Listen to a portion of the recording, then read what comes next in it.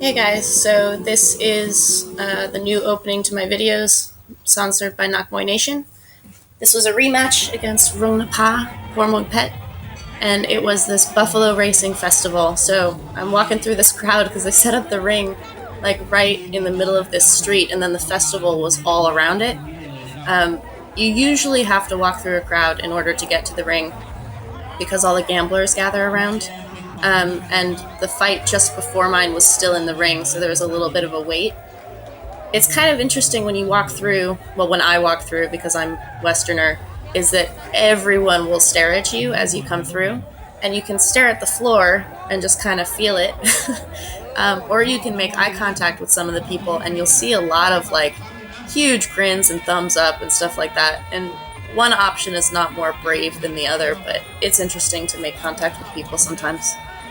Um, Starting out with the Muay. I liked the decal in the center of this ring. It's like two Baran fighters. I've never seen that on the canvas of a ring before. And at these festival fights, sometimes the ring gets really, really slick. And this one was very slick because they didn't have the pans that go underneath the chairs in the corner when you go to your corner. But the way this canvas is laid out with the decal, it's not as waterproof as a lot of them are, so it wasn't as slippery as some of the others. Like when I fought at Max Muay Thai, they have Max written all huge in the center, and it's waterproof, so the entire ring was just this huge, like, slip and slide. This is Motek in my corner. He's one of the guys at my gym. He's not an official trainer, but Pinu will bring him in to hold for people. He has like a gazillion fights. He's fought everywhere, all over Thailand. He's like 46 years old. And I bring him with me to fights away from Pattaya. And then he'll be in my corner in Pattaya as well. But I really like him. He's a very, very good corner. This is the Ram Muay that Master K taught me, and it's the one that I've always done. So, not quite 130 times, because in America they don't let you do a Ram Muay, but pretty high up there. I've done this Ram Muay over 100 times. I fought Rungnapa about maybe 2 weeks before this fight, and I had a cut already, and it like reopened in our fight. And so fighting her again tonight, I had a fight scheduled for the next night in Udon, and I was just really, really hoping to not open again in this fight. It happened in the last 30 seconds of our last fight. So she's from this gym called Pet, and I fought a teammate of hers. That's exactly how she started our last fight too, by the way. I fought this teammate of hers, Gao Da, a couple of times, 4 times prior to this, and then I'd be fighting her again in a week. So this gym knows me. They think they've figured me out. But I've recently started fighting a little bit different than I have for a very, very long time. I've started adding teeps as well. So Rungnapa is starting out with these teeps, and then I'm hitting her straight back with them, which I never used to teep before. And the reason I'm teeping now is actually not even because I'm so brilliant. It's for like a year and a half, Pinu at Petrungrung has been having me teep in my pad work just by pressuring me so much. So he's built this, he's like downloaded it into my arsenal without me really thinking about it, and now it's there. I had to decide to actually use it. That's what Gauda does too in the clinch. She tries to just like jump on me. But Rungnapa is actually a very cool fighter. I like her. She's got this cool, like, chill energy. But she's strong, so when I grab her in the clinch, it's not easy to move her. And she's got these crazy long knees.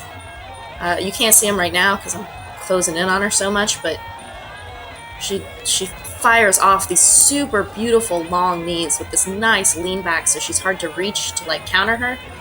And I think that's probably how she wins the fights that she wins. They're gorgeous and probably very scary when you don't know how to deal with them. She got me in our first fight with like 5 of them in a row because I just didn't respond. So Here, Kevin is probably yelling at me to jump. That's the end of the round, but when I clinch up, lately I've been trying to like jump in the clinch, which is something that Den up in Chiang Mai yelled at me to do for years, and I only very recently started to actually do. It takes a while to be ready to try things, and I'm now ready to try that, and it's been working well for me.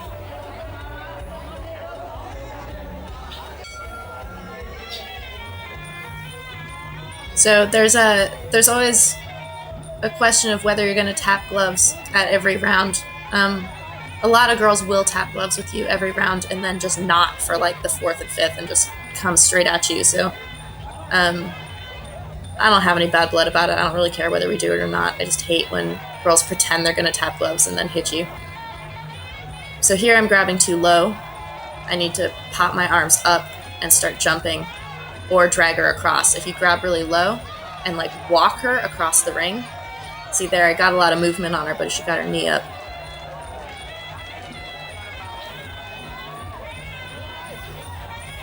There's a lot of short fixing in this fight. I've never fought in these shorts before. Here, moving her, bouncing. See, she can't respond as easily because of that bounce. I need to do it more. There. Nice.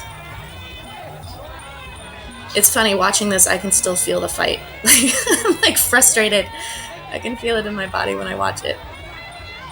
I turn too much in the clinch. That's driving me nuts. There. Okay, I stepped outside of her leg. That's a little bit better. But I need to be bouncing. I need to be pulling her across the ring.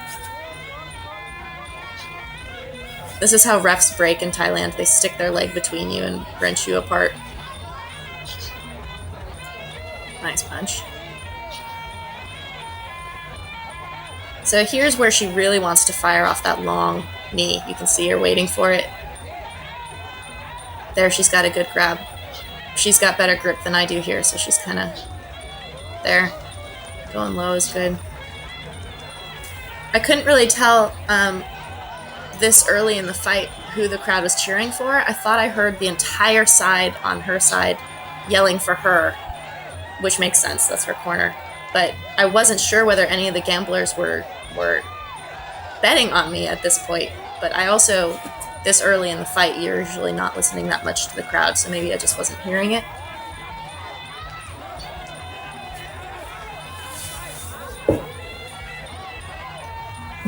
There, her teep is working good. Come through it. For a long time, teeps were like my kryptonite. Like, I would just get really frustrated by them. They didn't physically affect me so badly, but mentally I had a really hard time. You can see me stop there instead of just walking through it. So after this round, Mod-X started yelling at me. He was like, this is a Ching Champ fight, which means it's for a belt, which they had just announced like 10 seconds before I got into the ring. I had no idea that that was the case until basically we were in the ring. But he was like, you need to be shutting this down, like, fight harder. So round 3, he wanted me to go more.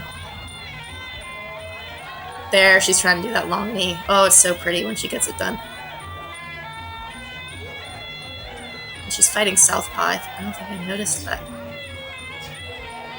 I think she can just switch stance. She's not like a southpaw fighter.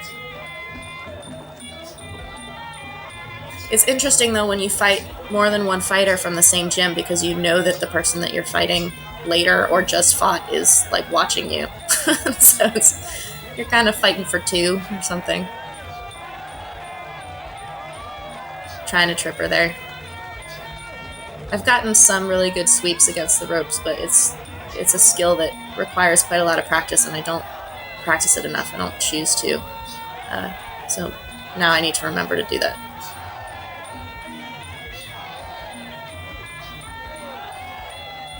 Yeah, I need to get out of the corner. I can feel that.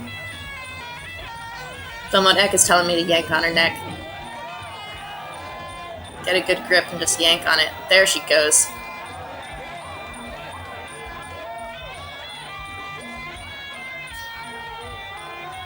Yeah, so I've been using my teep to enter as well into clinch.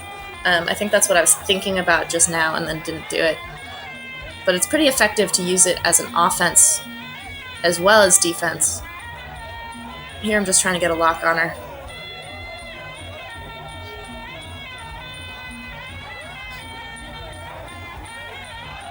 There's that long knee. Cutting off the ring a little bit, but putting myself in the corner. Way to go, Sylvie. And I'm sideways too. Saved by the bell in that moment, damn.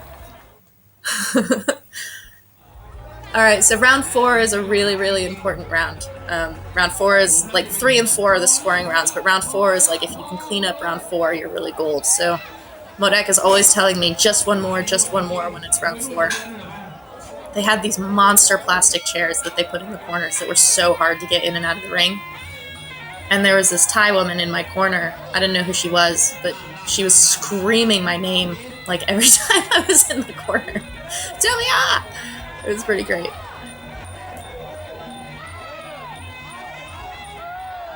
Nice. Alright, so here she's kind of chasing me a little bit because she's a little bit behind. Those first 3 rounds were not a cleanup, but she has to come forward a little bit, and if I keep going back, it looks good for me. Here's the constant tornado turn all around the ring. Hitting every corner.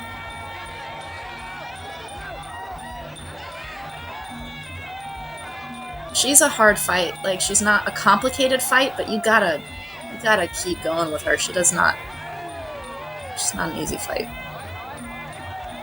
Nice to come over like that. I need to be better at that. Nice. Teep is well timed. There. She's starting to get tired. Like, when I crash against her on the ropes, you can see she's just kind of like falling back. She's just too tired. There we go. And I don't follow it. But my hand's been feeling better. I'm throwing my hands in fights now. And thanks to Sifu, they're more direct. See Modek shaking his head. He didn't like that. I think he thought I could knock her out, but I'm a little bit sloppy in this round. There we go. It's a nice little setup. Yeah, she's not responding anymore. She's tired. My ass back jump. Yeah. I mean, it's easy to say from here what I should be doing in the fight. There's other stuff going on, but so I definitely won that round. So round 5 was just kind of like, you know, keeping that lead. So in our last fight, it was similar. In round 5, I saw her corner telling her to go, so I knew to just teep her. Here she comes at me hard at the beginning and actually does really well. She lands a bunch of these little hop knees that they score even though they're really small. But then she has to keep coming, and my teeps are making me look like I am very far in the lead, which is good, and the crowd is cheering. Her corner was so slick. We were both just trying not to fall right there. Oh, man. She's trying hard. She's so cool.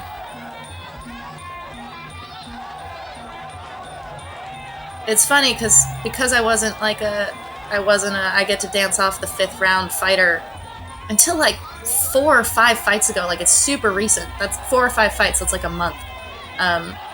And I can feel, because I was the one chasing for so long, I can feel how frustrating it is. I still have the like visceral memory of, damn, I can't come after this girl. There, I think that we just clashed heads and my cut opened. She was really tired. I wasn't blocking, and so we just kind of like, our heads just clashed, like full on, not a headbutt, but just clocking together. So in the last minute, again, of my fight against Rungnapa, my face opens. I'm bleeding in my eye. The ref is like, where the hell did that come from? He's like, why is this girl bleeding out of nowhere? And I'm jumping around like I won. There we go. Yeah. So I was really disappointed to be open because the whole thing was, if I don't open, then I can go fight an udon. And here, Motek is like looking at the cut and he's telling me, "You can fight tomorrow. You can fight tomorrow." And I'm like, "What? Like, what are you talking about? Like, I can't fight with stitches in." So I go and I say sorry to her and thank you to her corner. That's her trainer in the corner. They come out and they give me this belt that I actually won at the same festival, which was at a slightly different location last year, and it was the first belt I ever won. I was so proud of it because it was such a cool, like, small festival event kind of thing.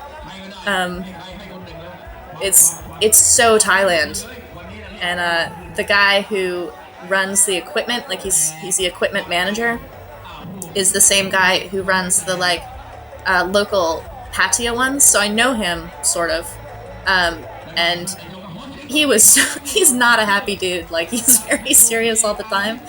But he gave me a big smile and a thumbs up. I always say hi to him when I see him because I like how grumpy he is. But this is a cool belt. This is the same as my Tepesit Stadium belt. The crowd was very happy. I was happy. What Egg was telling me, like, no problem, no problem. We go fight in Udon tomorrow.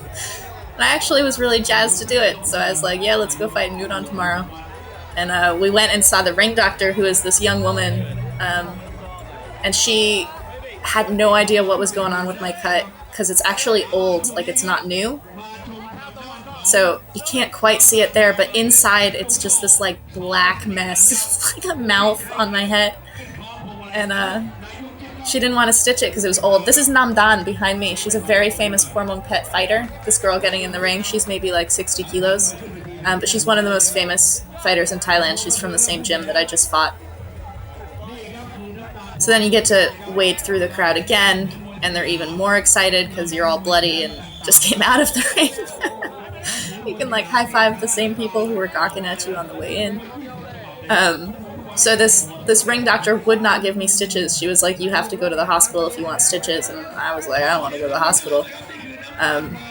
But ultimately, we decided that we would just tape it and glue it and put a lot of Vaseline on it and basically get 2 fights for the price of 1 cut and deal with it that way. And it actually ended up working really well. And I had a fight at Tepesit against Gauda again, like 8 days after this. And all of these guys were like, "Sylvie, you have to fight at Tepesit. You have to fight at Tepesit." So you'll maybe see some of the Thai guys coming up. No,